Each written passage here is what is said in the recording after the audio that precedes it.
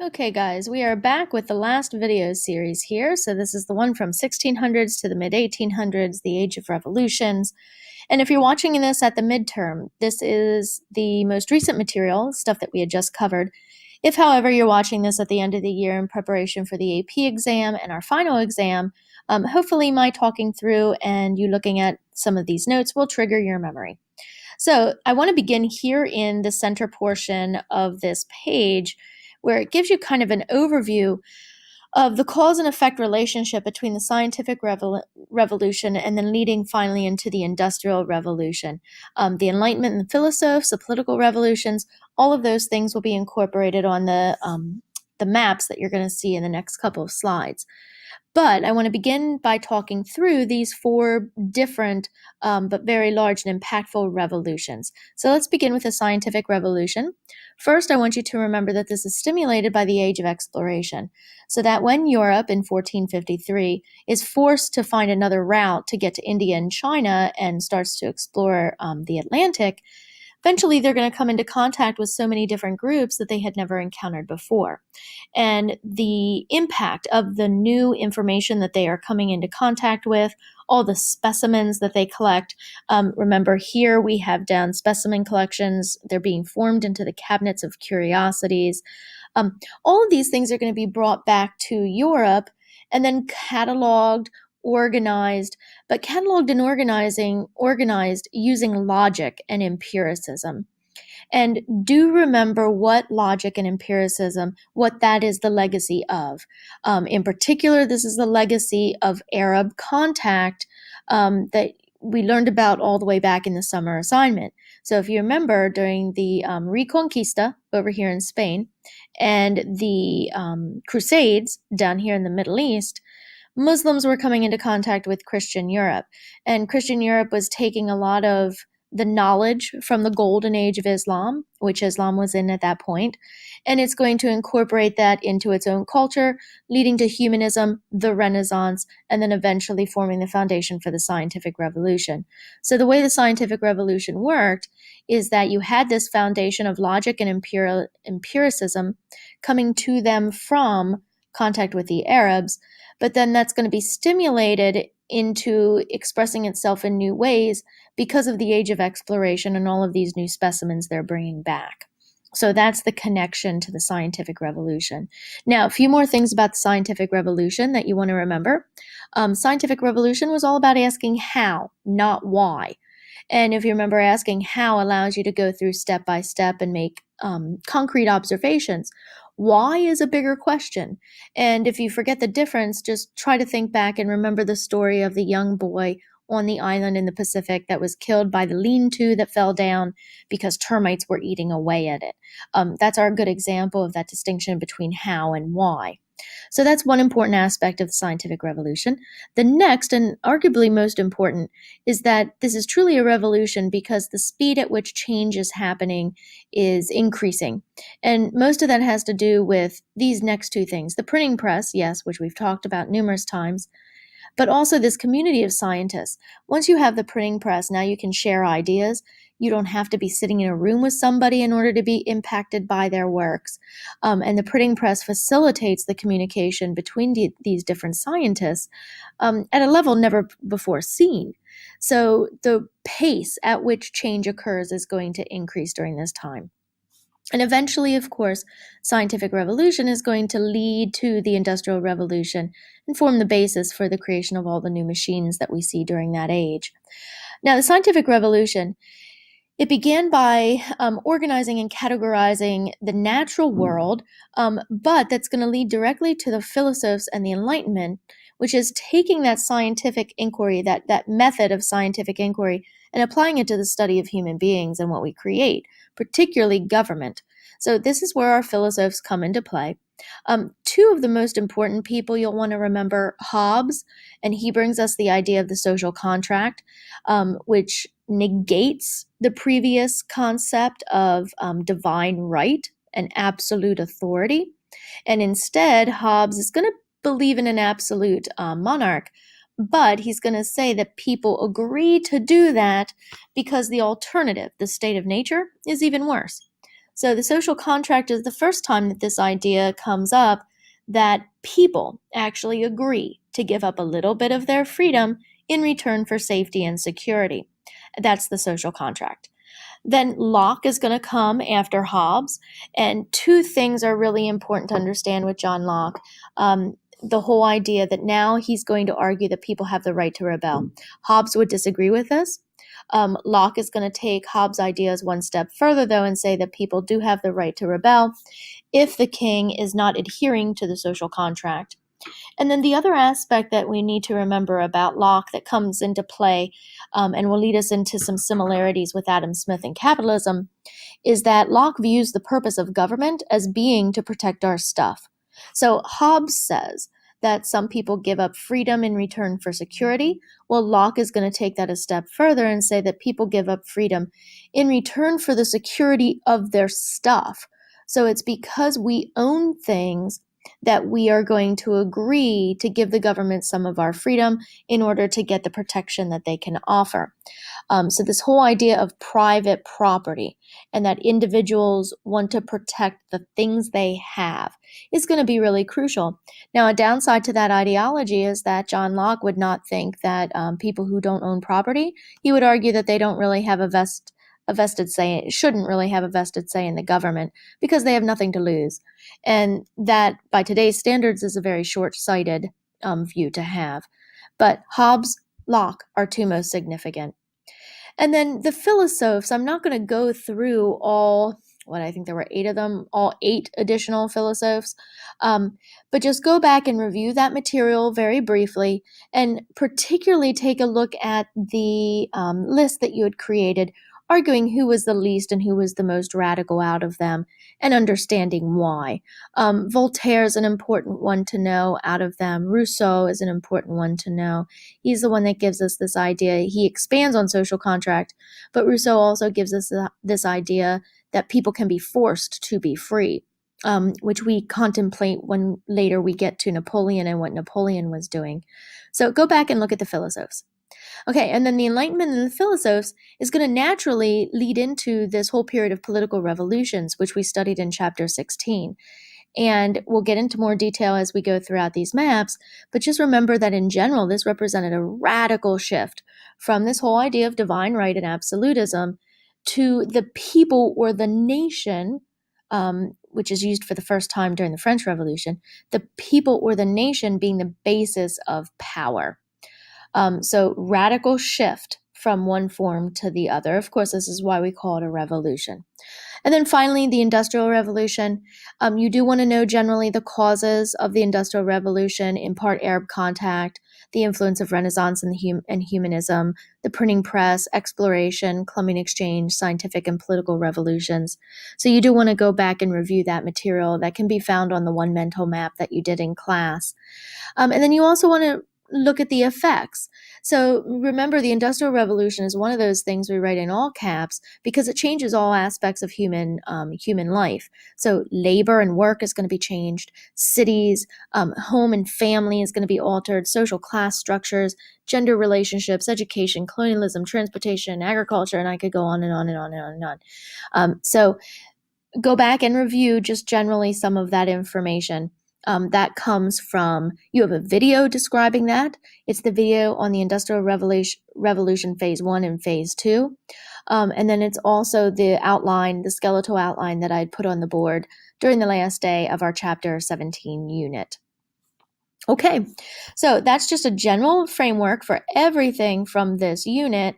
Now let's take a look at the political revolutions in the order in which they happened. So we're up here with the Glorious Revolution. We're going to begin in England. And the Glorious Revolution, the Civil War and then the Glorious Revolution, they're both happening in the 1600s. So the Civil War comes first. It's the mid-1600s. Remember, it's involving James I and Charles I. Those are absolute monarchs.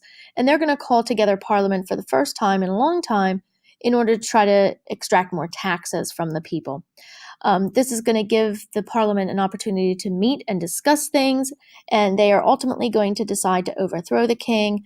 Oliver Cromwell emerges as a leader. He becomes Lord Protector. They kill King Charles I. And so this represents a successful overthrow of an absolute monarch. However, if you'll remember, it's short-lived, and they go back to an absolute monarchy rather quickly. But the purpose here behind this, the importance of it, is that it showed that it could be done. It showed that you could overthrow an absolute monarch and create something different. Now, this is followed then shortly thereafter by the Glorious Revolution. Glorious Revolution happens in the late 1600s, and if you remember, this one, unlike the first one, was not about taxes. This was about religion. Charles II and James II, the people feared, Parliament in particular, feared that they were both becoming too Catholic, and there was a lot of evidence for that in the English Bill of Rights that later is written after William and Mary come in and replace King James II as monarchs. So there was that fear of Catholicism coming back and taking over England again. So Parliament is going to request William and Mary to come in and take over as King and Queen of England. And this is fairly peaceful. James II flees and then fights back a little bit, but pretty much this is a peaceful revolution, hence the name Glorious Revolution. It is successful, and a constitutional monarchy is created for the first time. So in Europe, now you have a government that is partially controlled by the king, but partially controlled by the parliament.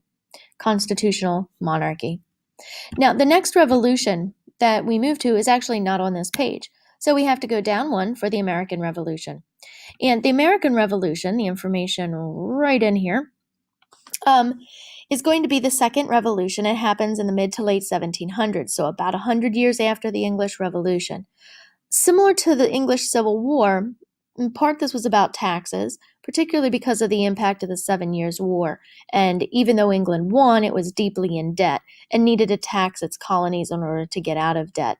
You also have the impact of the colonists wanting to push west of the Appalachian Mountain chain and being prohibited from doing that by the Brits. But even though these things are superficial on the top, even though those are there, the more important fundamental aspect of the revolution was that the British citizens in America, the colonists, were not being considered equal to British citizens back in the mother country. So there was a lack of fundamental British rights being given to the colonists. And this is why they rebelled. What happens? We win, of course.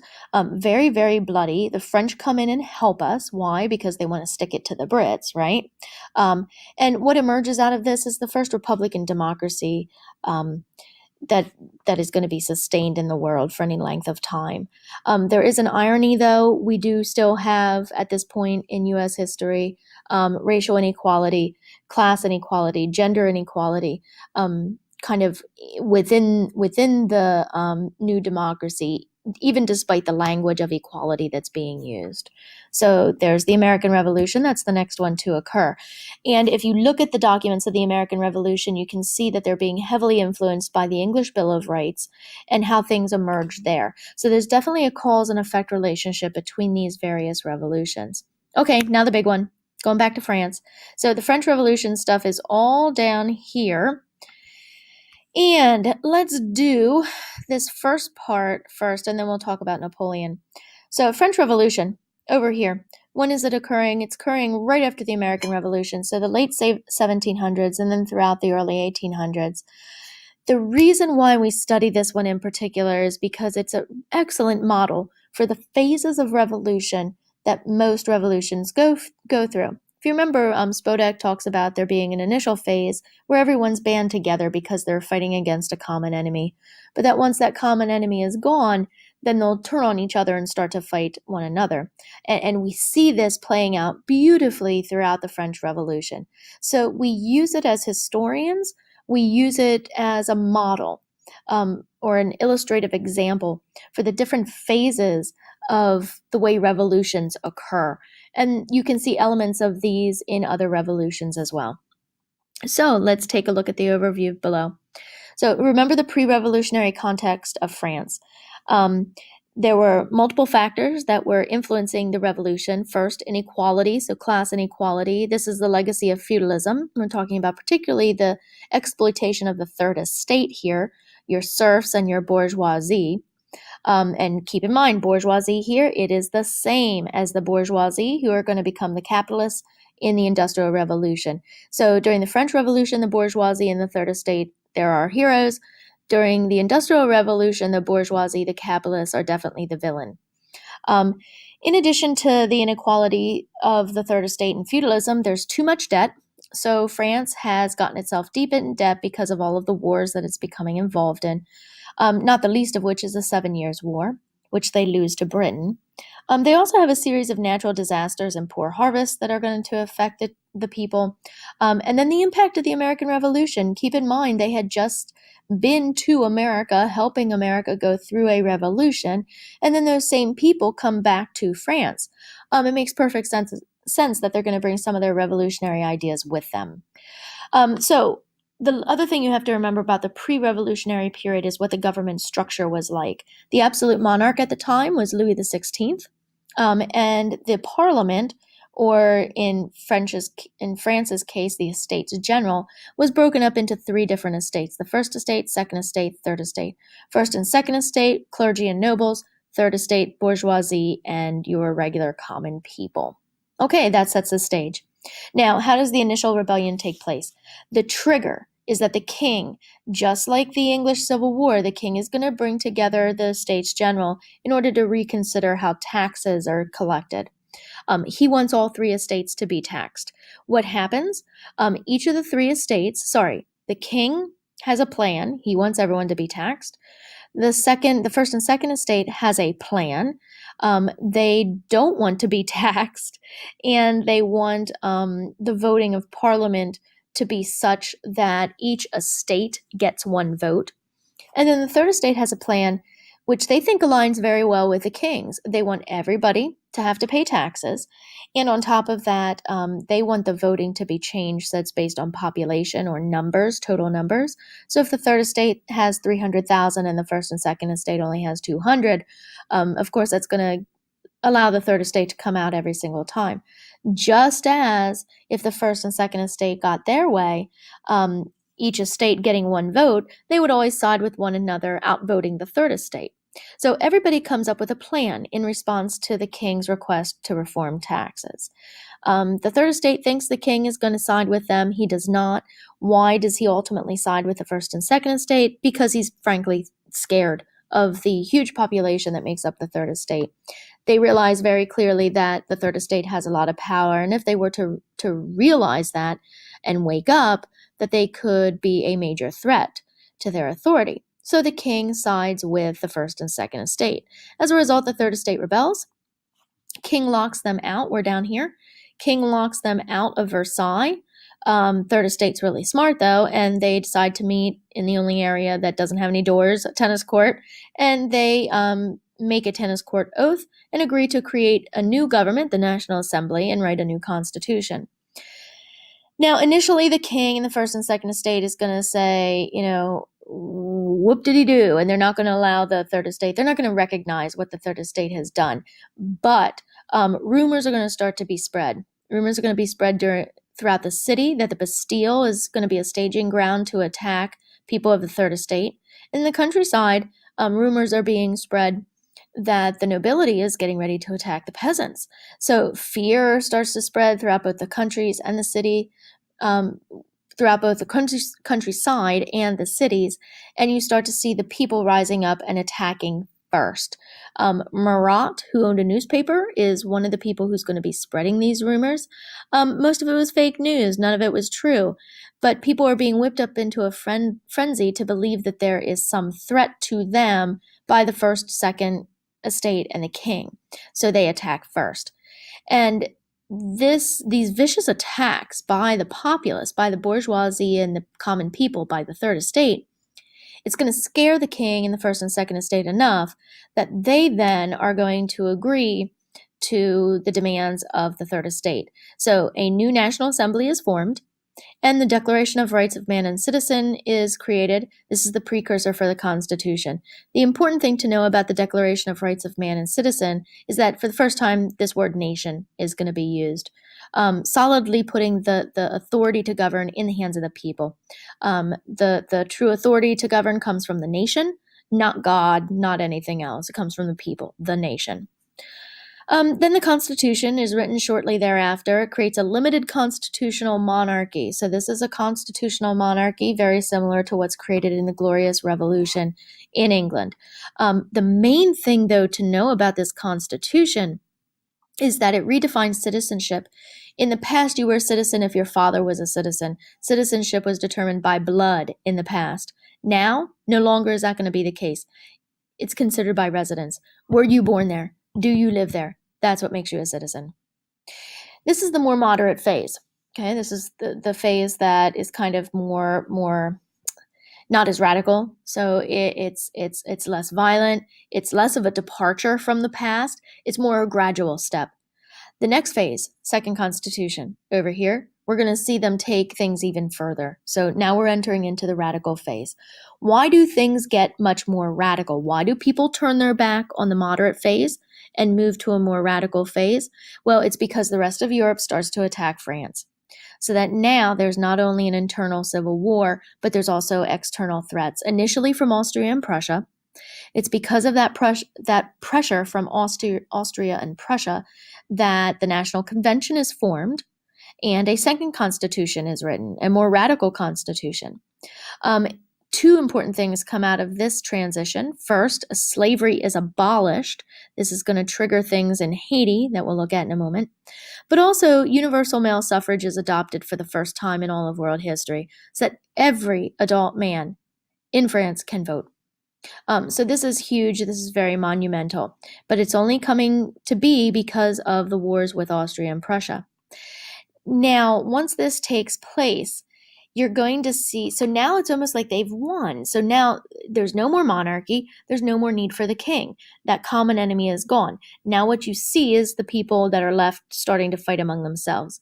So the more radical group, the Jacobins, is who is left. The moderates, they were kicked out of office at the end of this first constitutional phase. So now the Jacobins are in charge, and the Jacobins break up into two other groups, the Montagnards and the Girondins. Girondins are a little bit more moderate. Montagnards are much more radical. They actually have a violent group, military group, that's going to be supporting them and kind of like their militia. They're going to send them out to kill off most of the Girondins, leaving just the Montagnards, and here you have this super radical group that is now in charge of things. This is when Robespierre rises to power, and this is when the terror starts. Now, once again, there has to be a trigger for this transition, and the trigger is that now you have a major external threat. It is no longer just Austria and Prussia who is attacking, but it is almost every nation throughout Europe. So all of Europe has now turned on France, and France is losing. There's also at the same time a major internal threat. Things are getting so bad that a lot of people are arguing that they should go back to the monarchy, or at least a constitutional monarchy. These people are called royalists or anti-revolutionaries. It's at this point that the king and queen are killed.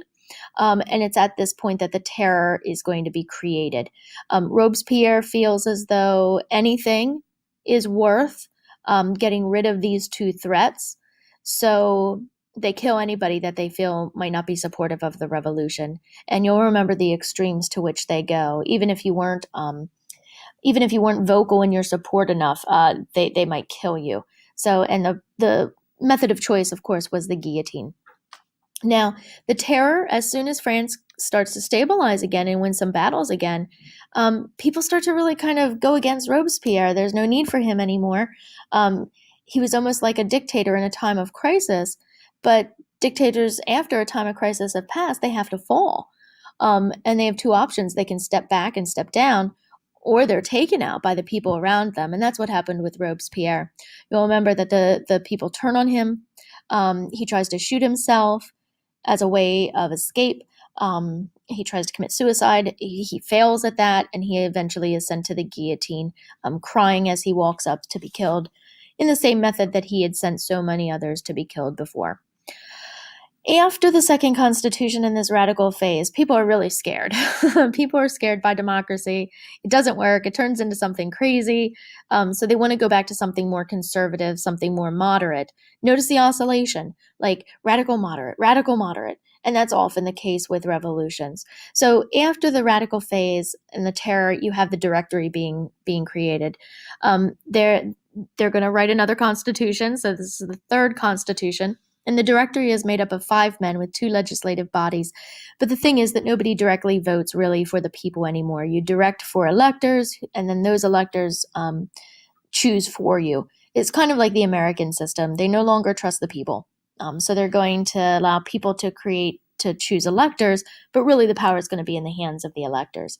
And that's the French Revolution proper.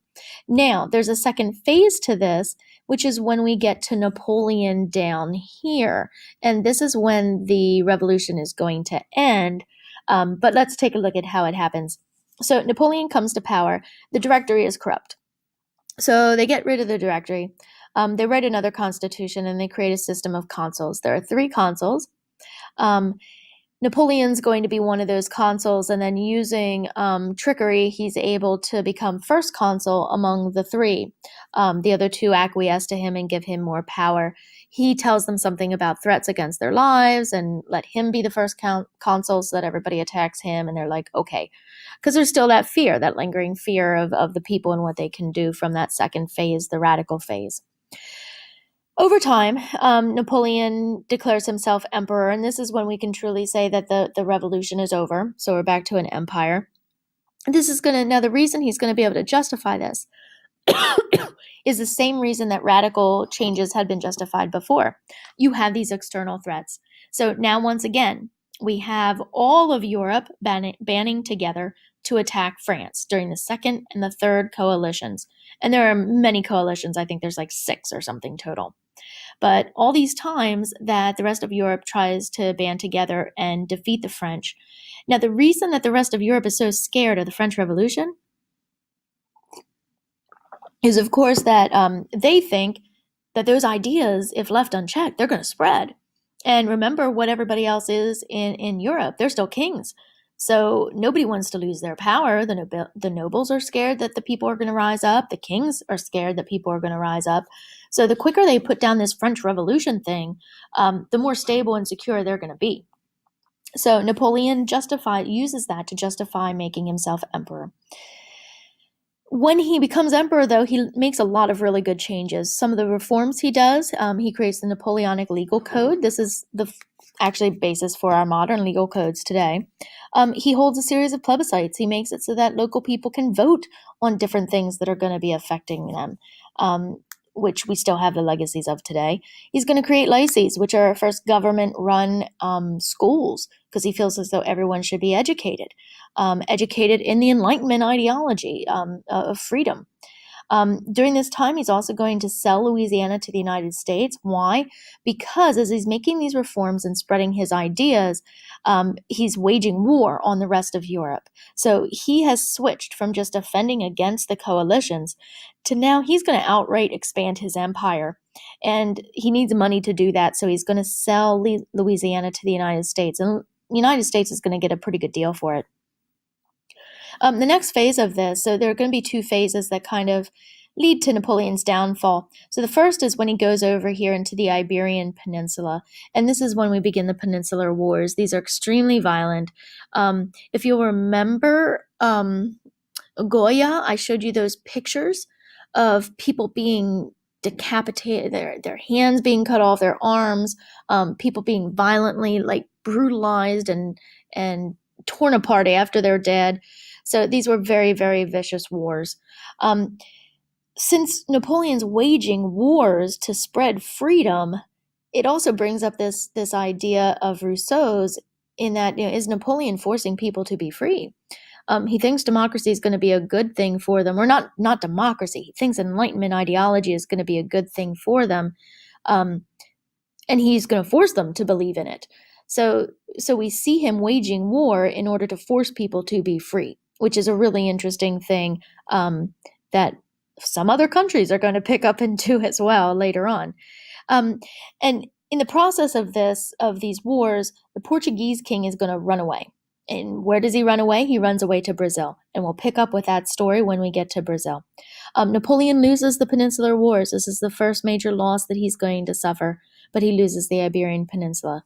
The next thing he's going to try to get is Russia. And nobody in their right mind tries to attack Russia because Russia has the policy of scorched earth. It just keeps retreating deeper and deeper and deeper and deeper into its own country, destroying everything of its own along the way. Why destroy your own stuff? Well, so that your enemy can't use it as they are drawn deeper and deeper into your country. They get them so far into Russia so that when the winter hits, they can't get out and they're going to freeze to death and they're going to starve. And that's exactly what happened to most of Napoleon's men. And this is Napoleon's largest defeat. This is what really spells the end for Napoleon. And his people go back. He's eventually defeated, exiled to an island down here in the Mediterranean. He returns, so he escapes, he returns. The military is sent out to stop him. Military joins him, however, and comes back to France, and he rules for like 100 days. And then Europe finally defeats him again at Waterloo, and he's exiled again, this time into the Atlantic Ocean off the coast of Africa on an island, and that's where he dies. When he comes back, eventually he's buried as a national hero in France. So just a hugely complex revolution, but interesting in that you can see so many of these stages as we go through. Okay, that's the French Revolution. Next one, number 4, Haiti. So the bottom portion of this screen is all about Haiti, top portion all about Mexico. Haitian Revolution comes directly out of the French Revolution. It started well before it. If you look over here, it's starting, well, this says the early 1800s, but actually over here, it's starting in the 1700s, okay? Even well before the American Revolution, you see the Haitian Revolution in its first phases. But the real catalyst for the Haitian Revolution is going to be the Second Constitution, the radical phase in France that is going to abolish slavery. So let's talk about the Haitian Revolution. So the beginning, Haiti begins as a colony, of course, a French colony, and the reason they want it so badly is that sugar production is a really good moneymaker for them. The colony is going to be based on slave labor. So you have racial inequality, you have class inequality. And remember our social class diagram. You had the Grand Blancs up at the top, Petite Blancs directly below them. These are rich white people, poor white people. Then you had the Enfranchis. I'm not sure of the spelling of that. I didn't double check it. But you have the Enfranchis, who are your free black people, wealthy black people, often wealthier than the Petite Blancs. And remember, the Enfranchis also own slaves in some cases. And then you have the Noirs. Noirs are the slaves. The slaves make up the vast majority of the population, and just like a king being fearful of the peasants, everybody else is fearful of the slaves, the Noirs. So in Haiti, they created a really, really vicious system of punishments for slaves called the Negro Codes. And you'll remember some of the awful stuff that we talked about, pouring hot wax onto people, burning them alive, putting them on a spit so that their stomach explodes when they're heated up. I mean, it's so many awful things, and it's being done for the scare factor in order to kind of scare people into submission. So starting early on in the 1750s, you have people trying to escape the plantations. Those people are called Maroons, and they're going to be led by Mackenda. Mackenda is one of the first leaders to rise up against the Grand Blancs, the Petite Blancs, but also in part the Enfranchis. And these people who have escaped, they're going to be creating a new religion called Voodoo. This is voodoo as we know it, but this is kind of a blending of Christianity and native African religions. So we're seeing syncretism here. This is that first phase, these escapes.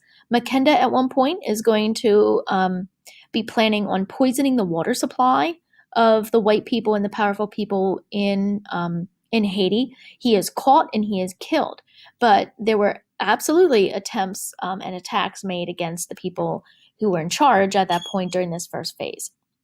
Second phase, this is where you see Louverture. Now, he's going to rise up as a leader of the movement, and he's going to form an alliance with Spain.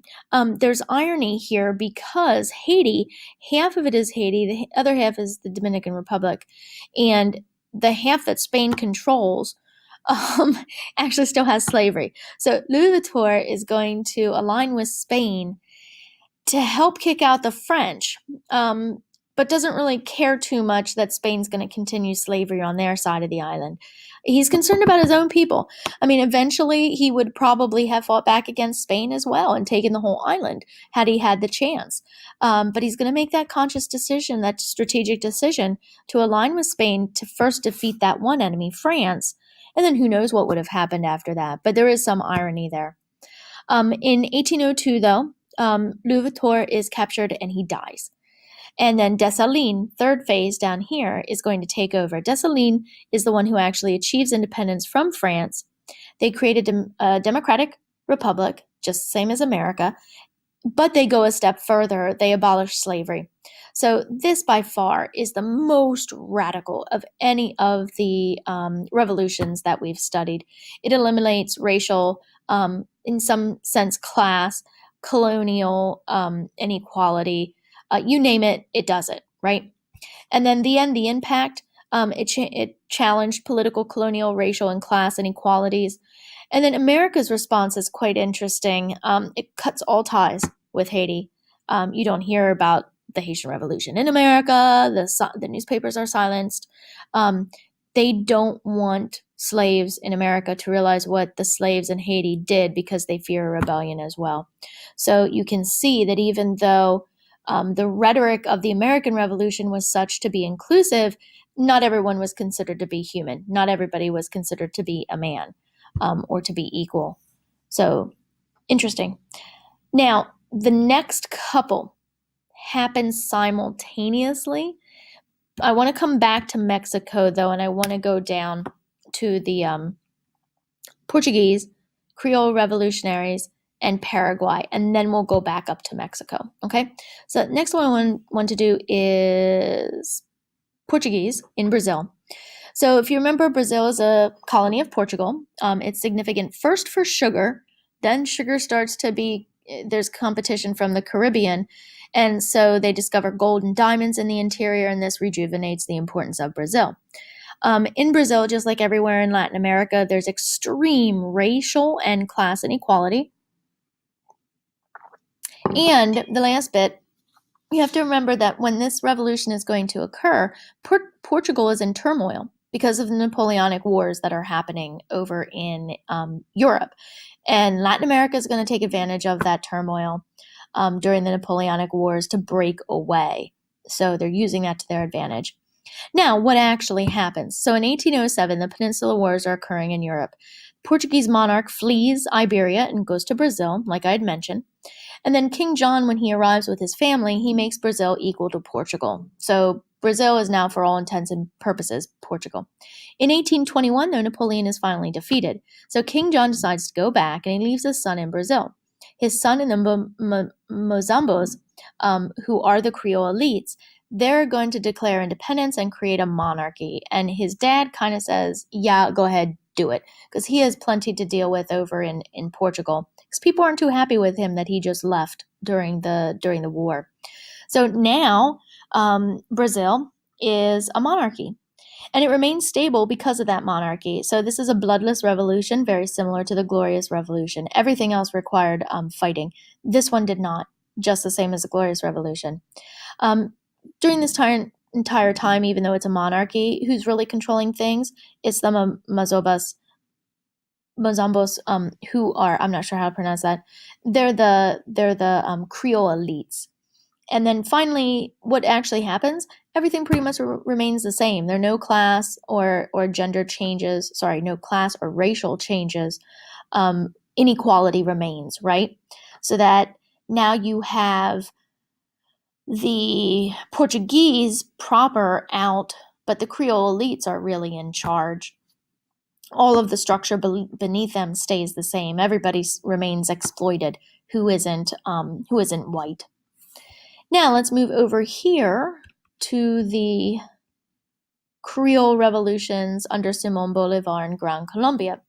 So Gran Colombia, remember, this part of the world is a colony of Spain. Particularly because of its silver mines, Potosi, but also its plantation systems. Just like everywhere else in Latin America, there's extreme racial and class inequality.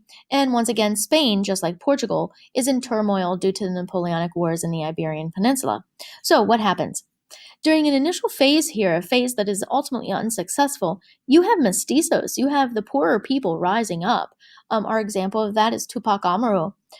He is defeated and that first phase dies. The phase that's going to be successful is the one that's led by the Creole elites. So the Creole elites eventually are going to gain independence from Spain and create Gran Colombia. Gran Colombia is the vision of Simón Bolívar, who was heavily influenced by the philosophers because he had traveled and studied in Europe. So he had been reading a lot of the philosophers. He comes back and he has this idea of let's create a nation in Latin America. Everyone has a similar culture, everyone speaks a similar language, and everybody has that similar legacy of being a colony. So why not join together? Here was the thing. He didn't want to change any of the class and race inequality. He still wanted the Creole elite to be on top, of which he was one. So Simón Bolívar was definitely a Creole elite. So was San Martin. San Martin is more of a military leader rather than a political leader. He's able to defeat the Spaniards in part because he promises freedom to slaves who will fight against Spain with them. None of that ever actually comes to fruition. The slaves still remain exploited afterward. So what happens in the end? This vision of Gran Colombia breaks apart. It fails, in part because all of these separate groups within Gran Colombia want their own little nation. And this is going to happen through the rising of caudillos. Caudillos are strongmen. Think of them as miniature militias. And to this day, this part of the world is dominated by these gangs or warlords or militias, however you want to call them. They go by the name of caudillos in that part of the world. In the midst of the chaos that creates after Simón Bolívar dies, Gran Colombia falls apart, the Brits are going to come in. And they're going to see an opportunity to practice some neocolonialism that they had tried out on Spain much earlier. This idea of loaning people money and then getting them into debt as a way to kind of take over and control the economics. And so they're going to come in and you're going to see neocolonialism spread throughout this part of the world. And unfortunately, all of this that happens, the one thing that remains the same is inequality. Race and class inequality still remained all throughout Latin America, so it didn't really accomplish much. And you can see my little frowning face down here. Okay, the one revolution in this part of the world that is like really distinctive is what happens in Paraguay. In Paraguay, you have Paraguay being a colony of Spain, it had plantations. Once again, just like everyone else, race and class inequality. Spain's in turmoil due to the Napoleonic Wars. Once again, everybody's taking advantage of that. So what actually happens during the revolution? Well, there are two phases. This revolution is led by a populist dictator. So this is totally different. You have all of the things that come with dictatorship, fascism, and so forth. But they achieve independence from Spain. And now here's the interesting part, though. During this second phase, a lot of reforms come into play that we would look at and say are pretty good. So a government school system is created, and Paraguay at this point has one of the highest literacy rates in the world. Their populace is highly literate and educated. The government takes over industry and the economy and industry booms. And then finally, this is the most important thing, they take land from the Creole elites. So they take all the land, the haciendas that were controlled by those Creole elites, they take them and they break it up and give all the peasants a little bit of land. So it's this process of land redistribution. This is almost like an early socialism, early form of Marxism. You're going to see later in Latin America during the 1960s and 1970s, this type of reform takes hold and spreads like wildfire. It's almost something you have to do. You have to do this if you want to break the colonial bonds. You have to do this if you want to break the feudal bonds on which colonialism was based. This idea that a small group of people owns all the land, and then you tie the labor to the land through these exploited systems like tenant farming or like sharecropping and things like that, or the hacienda system in this part of the world. So really interesting reforms taking part here, or taking place here. In the end, what's the impact? Well, not much, because all the other Latin American countries are jealous. They attack Paraguay, they totally destroy everything. And in the chaos, British neocolonialism comes in, just like it did everywhere else. Frowny face, right? Okay, one more. Let's go up and take a look at Mexico. So the Mexican Revolution, just like everything else, they are going to be a colony of Spain. You have gold, you have silver, you have plantations, you have extreme racial and class inequalities, just like everyone else. And once again, Spain is in turmoil due to the Napoleonic Wars. Now, the Mexican Revolution is a little bit more complex. It has 3 different phases. And the first phase is actually going to be led by clergy and involve the common people. So you have 2 phases within the first phase, right? So Hidalgo is the first clergyman who tries to lead a revolution. It fails, but he wanted to see the power of the Creole elites decrease, and that was something quite innovative at that time.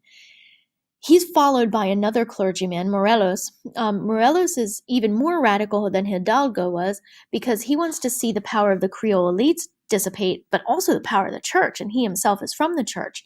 So these religious men realize the inequality, realize the exploitation, and are trying to do something about it. They're very much like Bartolomé de las Casas, who is one of your early people from Spain, a Spanish missionary in this part of the world, who is decrying the awful conditions of the encomienda system. His writings, De las Casas, actually ends the encomienda system. So Hidalgo and Morelos are very similar to De las Casas in that they're all kind of criticizing the exploitation that they're seeing of their own people. Or by their own people, I should say. So ultimately, this all fails. So the common people rising up, led by the clergy, this fails. Who puts it down? The Creole elites, okay? But at this point, they're still a colony of Spain. So the second phase, from 1821 to 1823, is going to be led by the Creole elites. They're the ones who are going to successfully kick out Spain, and a monarchy is going to be established. And who's going to be in charge of the monarchy? Of course, the Creole elites. Third phase then is from 1823 onward. It is a republic, so they try to move to a republican democracy, and it's just a hot mess. So you have people flip-flopping back and forth. More and more the public becomes involved in the process, but it's just very, very unstable. And ultimately, if we look over here at the end, it breaks apart. America is going to exploit this weakness in order to gain the southern territories. So like Texas, New Mexico. Since Mexico is weak, America is going to swoop in and like take them, which is kind of the same as what these colonies are doing. They're exploiting the weakness of the mother country because of the Napoleonic Wars, right? So America is kind of going to do the same thing. And in the wake of all this turmoil in Mexico, then, of course, here comes the Brits, and they practice neocolonialism, and neocolonialism takes hold. Ultimately, what happens? Nothing changes. So just like everywhere else, nothing changes. You still have the rigid class and racial structure that you had during the colonial period, with the Creole elites on the top. Then you have the mestizos. Then you have the mulattoes, and then you have the native and the black people from Africa down at the very, very bottom. So highly, highly regimented social class system, and nothing changes. In fact, the only places throughout Latin America where anything changed regarding race or class were Haiti and Paraguay. Those were the only 2. Okay. So we're done with the revolutions, and now what I want to move on to is the beginnings of the Industrial Revolution. So I want to stay on this slide for a little bit, and let's just start to talk about why this is going to happen, and particularly why this is going to happen in England, and why in the 17 to 1800s. Why didn't it happen earlier? Why didn't it happen later? Why did it happen in England? Why didn't it happen in China or India, for that matter? So there's all these questions that we can ask, and let's start there. So first, why England? Well, it wasn't just one factor. It's so highly complex. So it's a combination of a lot of things. Adam Smith, the fact that they were reading his works there first, he was observing what was changing in England, and his impact is going to be quite dramatic on England industrializing. Next, they have coal and iron, an abundance of it, and more importantly, they're right near each other, so the connection between the two is going to be made that much sooner in England. They also are a major maritime strength. Remember, they're being forced to explore. They're also an island, so of course they're going to be a maritime strength. All of Europe was in this midst of competition, and competition always leads to innovation and growth. So they're benefiting from that larger competition that all of European nations are benefiting from. On top of that, and this is maybe one of the more important ones, when England colonized, they didn't colonize like Spain in one location. They didn't colonize like France, particularly in Africa, or Spain in Latin America. Instead, they have some colonies here, they have some colonies there, they have some colonies over there as well. So they almost have colonies on every single continent. So what this gives them access to is much more diverse pool of raw materials. And this is going to help them to industrialize faster. Two more things. They don't find any gold when they colonize. And although that at first seems like a failure, it ends up being a really good thing for them because they're forced into production, they're forced into manufacturing as a way to make money so much earlier than anybody else. And then finally, guilds start to decline first in England. And you need guilds to decline because guilds artificially regulate economy. And for capitalism to really take full force of things or come into its own, you need to have the market regulating itself through supply and demand. So you need guilds to start to go away, and that happens in England fairly early on. Now, why 1700s? Why 1800s? You have a number of different things going on. So simultaneously, you have the Columbian Exchange and the Scientific Revolution. The impact of the Columbian Exchange was, of course, the population boom. The significance of population is that you're going to have an increase in demand that you just can't keep up with if you're using simple hand tools. Something has to change. At the same time, you also have an excess labor force. And those people need to have jobs. Now, I'm going to leave this slide for a moment and go back to this. This is why the Brits are going to end the slave trade. It's not so much because they're altruistic and they think the slave trade was a bad thing, but it's that they simply don't need the laborers anymore. And frankly, slaves aren't that reliable of a workforce. Can't you get people to want to work in these huge factories in other ways? So the British are going to end the slave trade in the early 1800s, and then other nations eventually are going to follow. But this is definitely due to the changes that are brought on during the Industrial Revolution. Now, keep in mind, even though the Brits end the slave trade permanently, who's the first to do it? France. France is the first to initially abolish the slave trade. This is in the Second Constitution, but this is only temporary. And even though the Brits end the slave trade permanently, who does it first? Haiti. So here's the other important bit to remember. We talk so much about the Brits ending the slave trade, but Haiti was the first to abolish slavery. Arguably, though, the Brits ending the slave trade has a larger impact because Haiti would have just been an importer of slaves. Of course, the Brits were the ones who were exporting slaves, so they had a bit more control over how many people were being taken from Africa. But I just don't want you to think that the Brits are the only ones that do this. France tried to do it, temporary, it fails. Haiti did it, and it was successful. And then the Brits come along, end it, and it does have a huge impact. So back here, that's the connection to the population boom. And then just like over here, we have competition happening in the 17 and 1800s, which we talked about competition being a good thing. It leads to innovation, pushes countries to keep changing and adapting. And then also, we had no major disasters during this time period that's going to weaken the population or affect any of these other things we've been talking about. If a disaster had occurred, it's likely that the Industrial Revolution would have happened. It just maybe would have happened a little bit later. Now, the other significant question here becomes, why not China? So China at this point, we can look at this category I have over here, why China? China was the most advanced nation in the entire world, whether you looked at what they were producing, how they were producing it, the sophistication of their infrastructure, it didn't matter. They were on top. They had the putting out system well before anybody else. They had a cash-based economy. They had credit. They had other commercial infrastructure. They had access to raw materials. And they had been, frankly, the most highly innovative country probably throughout world history. Gunpowder, paper, we could go on and on and on and on and on. So why don't they?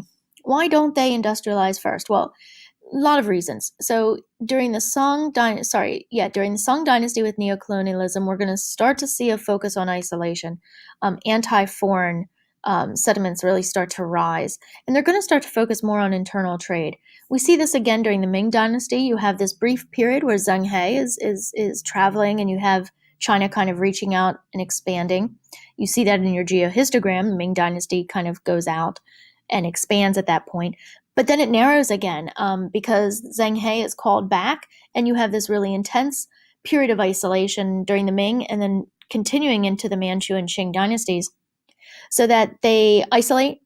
If you remember, this is when they force foreigners into the Kohong system, the Canton system, monitored by Kohong.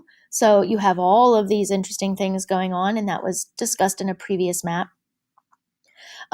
In addition to the internal trade, though, and the isolation that China is practicing, they also are going to fall into the high equilibrium trap. Now, they fall into a high equilibrium trap because of the Columbian exchange. Potato, sweet potato causes the population to boom. And the population boom is going to be a problem for them because they never colonized other parts of the world like Europeans did. Europe is going to fall into, or potentially fall into, the high equilibrium trap as well, except for the fact that they have colonies abroad. So that when they start to fall into this trap, they can send their excess people over to these colonies. The colonies themselves serve as a safety valve to release some of the population pressure that was building up in Europe. China doesn't have that. And this is probably the most significant factor, in addition to the isolation, is that all of this is going to cause them to fall into the high equilibrium trap. On top of that, all this silver is coming into China, and everybody is like giving them what they need. Either they can produce what they need, or people are giving them what they want. And it just leads to complacency. It leads to laziness. It leads to this word hubris. So all the silver coming in is going to lead to hubris as well. And this idea that, man, China's all that. We don't need to innovate. We're on top. They kind of begin to rest on their laurels and not really push ahead to do anything different. So this is an explanation of our, why does it start in England? Why at that point in time? Now what I want to do just very, very quickly is talk through the Industrial Revolution and how it happened. Then we'll talk about some of the theory and come back for the final bit here. So major changes. If you look at the pre-industrial period, you go from this phase of using hand tools that were very simple to machines. You also go from things that were human-powered and animal-powered, we're down here, and transforming into machines using fossil fuels, which of course are bad for the environment. And then also you have people working in the home. Who's working? The family, and everyone in the family. And that transitions to people working outside of the home in factories. And this is going to transition as well to not being everyone in the family, but just the adults who are working. And you're working with absolute strangers now, not your family members. These things might seem simple, but these are the things that are going to go into changing every single aspect of human existence as we know it. These are the things that are going to alter the way cities develop, the way families interact, the way the government interacts with its citizens, the way work is done, the way we buy things, the way we think about wealth. I mean, every aspect of human existence is going to change because of these few simple changes. So, Industrial Revolution has two phases. We'll start down here. Phase one of the Industrial Revolution came in the form of an agricultural revolution. This is building on the Arab contact, building on the Columbian exchange, and now we see new machines. So there's three things coalesce to lead to another agricultural revolution during the first phase of the Industrial Revolution. And some of our tools that we need to know are the seed drills. But then the Enclosure Acts also come into play here. And they're forcing small farmers, the people who used to be small farmers, they're forcing them into two undesirable positions. Either those people are going to become tenant farmers, which is like sharecropping, virtual slavery, or they're going to have to leave the rural setting altogether, leave farming, and go to work in industry, in the factories, in the cities. Second phase, those factories in the cities are going to go through a manufacturing revolution. The first stage of this is that you're going to see a transition from water power to steam and coal power. This is going to allow factories to be built anywhere, not just along rivers. You're going to see the formation of factory districts because of this.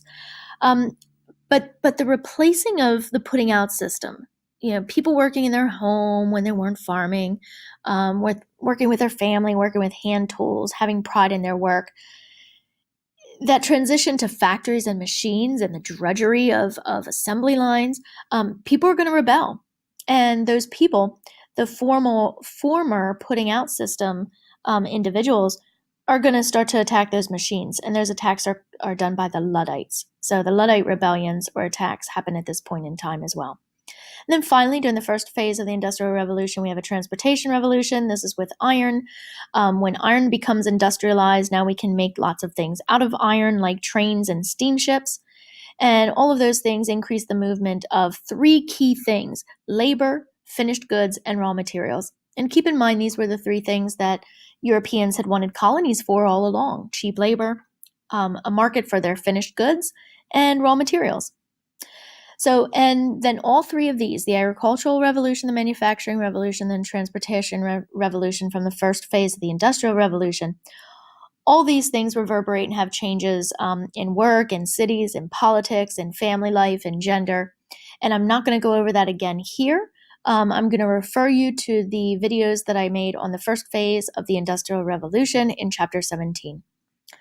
Second phase of the Industrial Revolution. Once again, you have three different sub-revolutions within that second phase of the Industrial Revolution. So first you have steel, and steel is going to have a major impact on transportation, making bigger trains, bigger steamships, stronger trains, stronger steamships, but also on cities, particularly in the way that they're going to be built. Cities are going to be able to grow up instead of out. So we see our first skyscrapers. Steel is followed by a chemical revolution. This is probably the most significant of the three. We have agricultural products like fertilizers being developed. Of course, good and bad. They make things grow a lot better, but at the same time, they're major pollutants and probably are making a lot of us sick. There's a transportation aspect here because explosives can be used to build canals, tunnels for trains. Health is the big one. Part of the chemical revolution is the invention of modern medicine, which is just going to have such a huge impact on our population and our health in general. Probably the best thing you can say about the Industrial Revolution has to do with the medicines that came out of it. There's really no way to argue that that was a bad thing. It definitely was a good thing for humanity. And then consumer goods like plastics, which right now we are having a major problem with. Our oceans are so heavily polluted with plastics. And it's such a disposable thing and something that has become so dominant in our lives, but had a lot of practical applications. So this comes out of the chemical phase as well. And then finally, the electrical phase. What we need to know really about this is that Thomas Edison, in his business, is going to set up a research and development lab. It's called Menlo Park. And from that day on, in order to compete, stay competitive, stay innovative, most big industries are going to have a research and development aspect to them. The other thing is, once you have electric light, you can start to have shifts within factories. So instead of working 12 hours a day, 16 hours a day from sunup to sundown, you could work 3 8-hour shifts. Now, it's less hours for people. Henry Ford's the one who creates this, but also, he's doing it because now he can have his factory open 24/7. So this was a benefit to him. Okay, let's talk about the theory. So capitalism. Remember Adam Smith, some of the basics of capitalism. I'm going to go through these rather quickly. First, wealth and power was vested in the product, the thing that you could make and how much money you could make from it. Therefore, the goal for all individuals is to make as much individual wealth as possible, because the more wealth you have, the more comfortable you are and your family is. And you can't really argue against that. But in societies that are capitalist, you see a prevalence of kind of glorifying or protecting individual rights or individual desires over the welfare of the larger community. So definitely individuals are more highly valued in capitalist societies, and many times over the good of the community. Characteristics that increase profit. Remember Adam Smith's 3 levels of specialization, and that specialization leads to efficiency, and that leads to profits. 3 levels of specialization. Let's go back to that for just a second. You have your local level, or your specialization within one industry, so that everybody makes a part of a pencil. You have specialization between industries within one region or country. So farmer farms, a weaver weaves clothing. And then you have specialization internationally or globally, so that certain countries make certain goods because they're more efficient at it, and therefore everyone can make higher profits by producing what they produce best. Adam Smith, probably one of his most brilliant observations is that who benefits from trade? Well, both the buyer and the seller. This is total opposite of mercantilism, and this is really going to be the thing that reverses mercantilism. So both the buyer and the seller benefit from trade. Another brilliant observation, the advantages of capitalism is hands down is competition, because competition does lead to innovation. It also leads to lower prices, and Smith would argue it leads to better working conditions, in the idea that workers could leave one factory and go work in another if the conditions got to be too bad. We know, according to Marx, though, that doesn't always happen. We'll come back to that. A danger that Adam Smith did see in capitalism, though, is that capitalists don't like competition because it lowers prices and things like that. So they'll do anything and everything they can to make sure that they're the only ones who produce a certain good, so that they can make as much profit as possible, which of course is the goal of capitalism.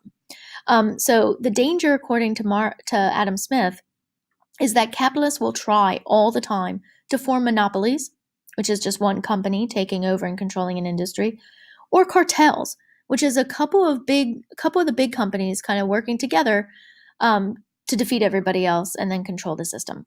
So he recognizes that this potentially can happen, and he argues that the government needs to take steps to prevent it. Here's where Smith's theories kind of start to fall apart.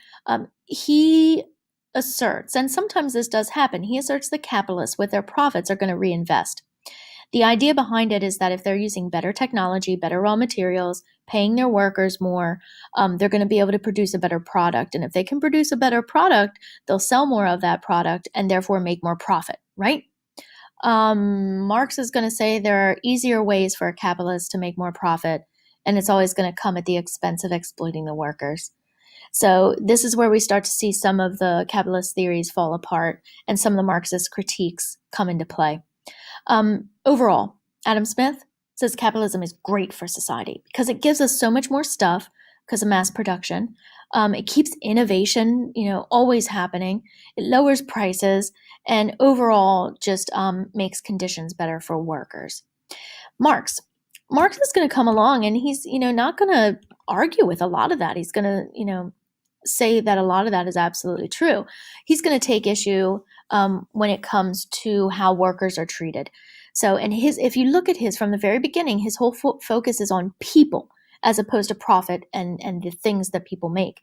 Instead, for Marx, he's thinking about people.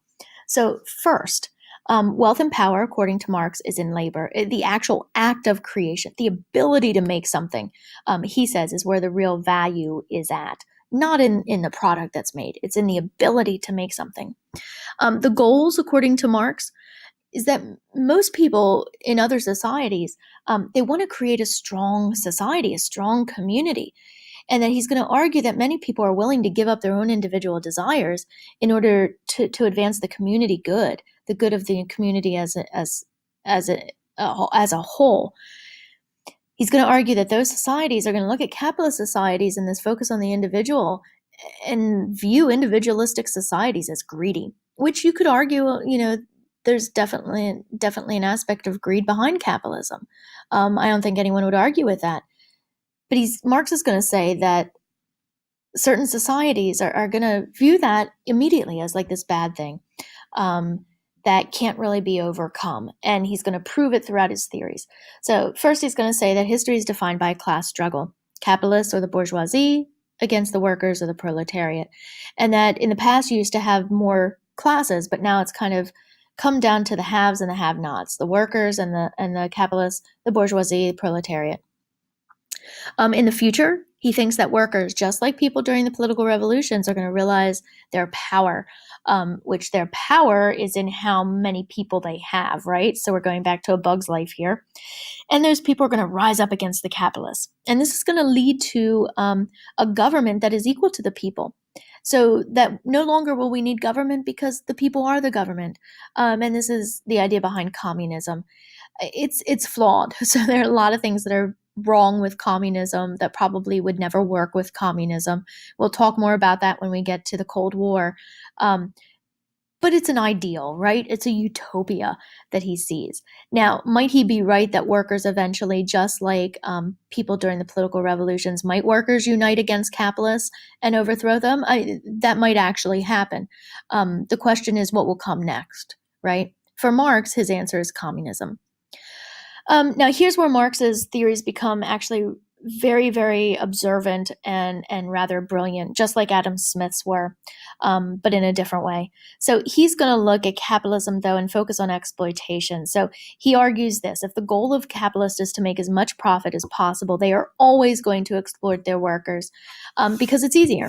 It's easier to make more profit by exploiting your workers. For example, lower the workers' pay, lower the good working conditions, save some money that way. Lower the number of workers, lower the quality of the raw materials to make a cheaper good. Nobody's going to know that you changed the product. You'll still charge the same amount, maybe even more, right?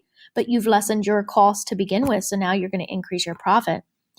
So Marx is going to say that all of these things are the things that capitalists do when they want to make more money. And they do that more often than they reinvest, like Smith said. And I think you have to say that Marx is absolutely right with this assessment. That's not to say that capitalists don't reinvest in better technology and things like that. They do, but more often than not, they're exploiting and cutting costs the ways that Marx is listing. And then finally, what's the impact of capitalism on society? Marx would say it's bad. People are alienated from their work. Remember, in the past, you had somebody who controlled the tool. They owned the tools. They had the skill to make this thing from beginning to end.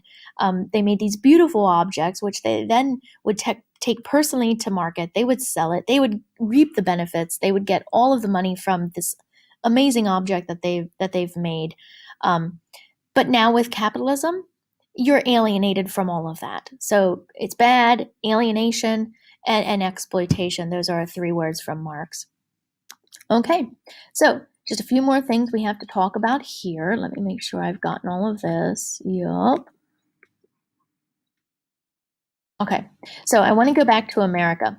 So a couple more things with America. Here we have the Lowell textile mills. We talked about this during the Industrial Revolution. This was when he was building tenement houses for the young unmarried women.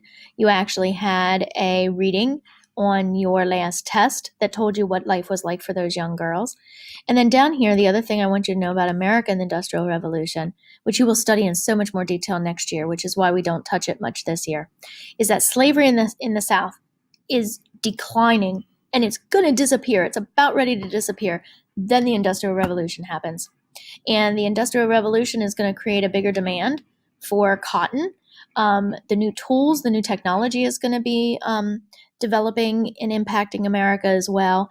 And now you have this whole resurgence of the cotton industry and therefore of slavery. This is what keeps slavery going for like another, 50 years. So another whole generation or 2 that are going to be brutalized in the slave system of the American South because of the Industrial Revolution. Otherwise, it probably would have disappeared. And then let's go back. Our final bit. Okay, so how does England take over Indian cotton? If you remember, this has to do with tariffs. So that Britain has the machines that are going to efficiently produce cotton, right? But they can't grow cotton in England because of their climate. So Britain needs to figure out a way to make India sell all of their raw cotton to them and not produce their own cotton textiles. So Britain is going to increase their own tariffs on the finished cotton goods coming from India and lower the tariffs on the raw cotton from India. Of course, India then is going to shift to producing the raw cotton and be sending it all to them. Now, this is actually a form of neocolonialism as well. You're tweaking things within economics to kind of gain control over an entire country. And the Brits become, just major masters behind doing this. And finally, Industrial Revolution and the slave trade is going to impact China in that eventually Europe is going to be a place for the Chinese to send its excess population. Europe is going to become a safety valve for them, but not in a good way. Their people are going to be sent out of China as indentured servants. And indentured servants, remember what we said about the indentured servants going to England. I mean, they're not good conditions. So the reason why this is going to happen is that eventually in Europe, we know that birth rates begin to decline because kids become a burden, right? You're all a burden on your parents, an economic burden. So as birth rates start to decline during the Industrial Revolution in Europe, the need for factory labor increases, and you need a new source of labor. That new source is going to be indentured servants from both India and China, but particularly China, both of whom have huge populations, both of whom have kind of fallen into this trap and have no place to send their excess people.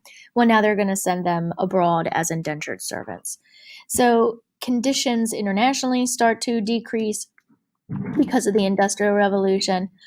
Things start to decrease a little bit in the quality of life for people living in cities who are working in factories.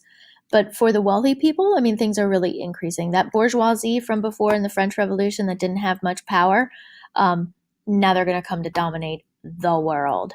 And that's where I'm going to leave you for the first semester. We'll come back with the second semester and look at how those capitalists are going to come to dominate the entire world and all the fun things that they're going to do. That is the end of this video. And finally done with all of the midterm videos. I hope you benefit from listening to them.